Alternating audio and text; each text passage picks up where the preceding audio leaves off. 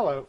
A number of you were asking for a tutorial to cover the landforms that we went over on Monday. On Monday, we talked about 3 different tools in SketchUp that we can use to generate landform. The first tool was the Sandbox tool. The Sandbox tool is the built-in tool in SketchUp. We also talked about the Soapskin Bubble plugin, the Topo Shaper plugin, and we looked at sculpting those landforms, or the simplified landforms of Soap Bubble and Topo Shaper using the Artisan Organic toolset. The assignment specifies the 3 areas, or the 3 types of landforms that you want to create on the PNC Firstside Park base. The Sandbox tool is being asked to use in the magenta area. The Topo Shaper is being asked to use in this green area. And these mustard areas, we're asking to use the Artisan toolset to sculpt a landform in these areas. We also talked about on Monday that you can use the Soap Bubble to start that. Soap Bubble is specified on all these little center circles that we can create those. I'll go and create a couple tutorials here for each one of those.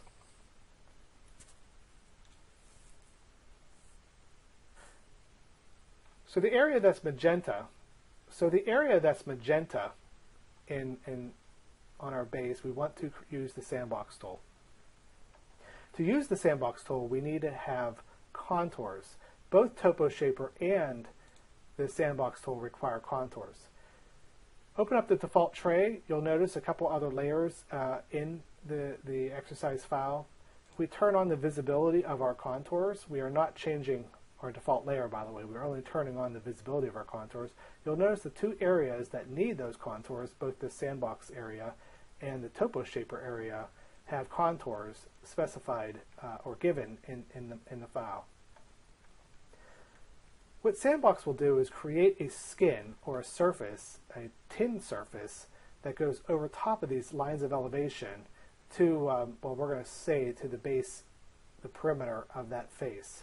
To do that, the first thing I'm going to do is double click on it. So I select both the face and the outline. You can see it's highlighted. I'm going to go ahead and make that a group. Once I have that as a group, I want to take the contours and bring them into that group. So I'll go select outside of that. I want these contours. I can either click on these and triple click on each one of these and holding Shift down, and I only want those 2, or I could have selected them by looking at them in the profile.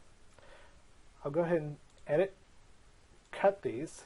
I'm going to double click inside my group, edit, paste in place, and then I'm going to select all because I actually want that outside edge of the face that's on the base, but I don't want the face. So I'm going to hold Shift key and deselect the face. But I also know that now that outline edge here and the contours are now selected, and I can use my Sandbox tools to create from contours. It generates the tin file pretty quickly for this simple landform, and you can see this the simplified, not simplified, but the complicated landform that gets generated using the Sandbox tool. You can see here that the Sandbox is going to need some cleaning up. The first thing I'm going to do is simplify this. I don't need to see the contour lines anymore. You may want to use this in other visualizations. You may think the contours will actually look pretty good. They do, but we do not need these for the assignment. So I'll go ahead and turn those things back off. The other thing I'm going to do is I'll double click in here, and I'm going to not select everything, but I want to turn on the hidden geometry.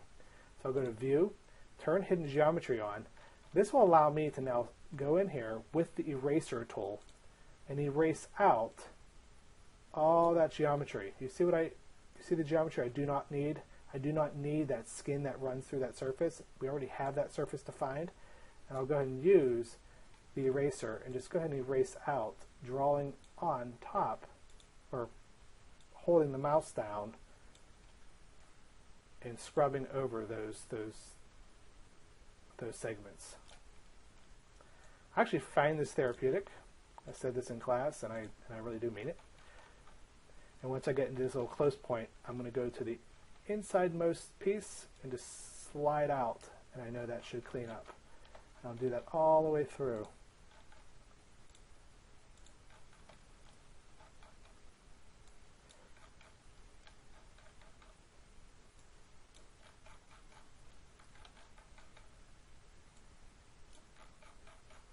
Okay, there's a couple more areas here. I actually don't need to clean this whole thing up for this tutorial, but you get the idea. So any place that there's a concaved area or an area that dips inside is the area that this sandbox is going to create these extraneous surfaces. I said I wasn't going to do the whole thing, and I'm already getting too much in there for the demo. But you also notice that there's some other variation or some other anomalies that happen with the sandbox tool, and that is certain forms do not get generated correctly. Sandbox does not interpolate between these points. For me to clean these things up will take some work. I explained in class that I'm okay that this is not perfect. If you did want to clean it up, I will show you that you would really just go ahead and blow out that area. That's the mistake, and that's now opened up. Okay. This area here at the end that we just deleted out, you could see in here that we just deleted out this front of the end of the landform here that didn't quite interpolate from that edge and up on those corners. It just flattened itself out. I just went ahead and deleted it out. To repair any surface that you create with the sandbox tool or any surface in SketchUp, you can just go ahead and trace out that outside edge. But looking at this geometry, there is a group. When I double click on it, it also has another group within it, and that is the landform. Because I'm inside the group that I already made that I want this landform to be in, I will go ahead and explode this group. We don't need to have a group within a group. What I want to do now is be able to select out this perimeter as well as the base. But I can't select the base. It is selecting, but I can't see it selecting. For me to see it, I need to turn off this overlapping geometry below it. So I'm going to go back out to the edge. I'm going to triple click on that whole base.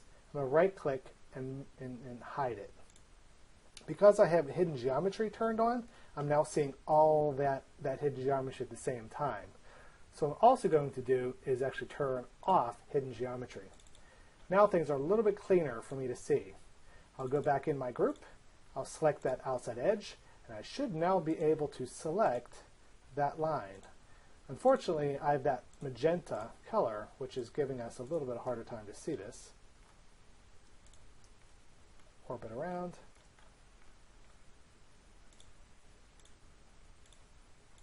I can do larger selections, but you just have to be careful not selecting over top of completely over-selecting the last lines. If I over-select it, I'll have to reselect it. Not a big deal. Now that I have this completely selected out, I can then go ahead and use my sandbox tools again. And what that does, it should create a nicer surface. Got a little bit better in there. I'll also go ahead and explode that because I want that to be part of my other surface. So go back outside the group. Now I have a group. I'll go ahead and go Edit, Unhide All. And now I have a little cleaned up landform here where that was having a problem. You can see I have another problem up here. I can repair this as much as I want. I don't want you spending a lot of time repairing this. One of the goals here is to show you some of the techniques of the landforms in SketchUp and also some of their idiosyncrasies and how they generate landforms. If I were to use the landform tools or the sandbox tool to create this landform, I may create more features in here to help that along. Perhaps I draw a line as a ridge to make that a little bit smoother when I generate that form.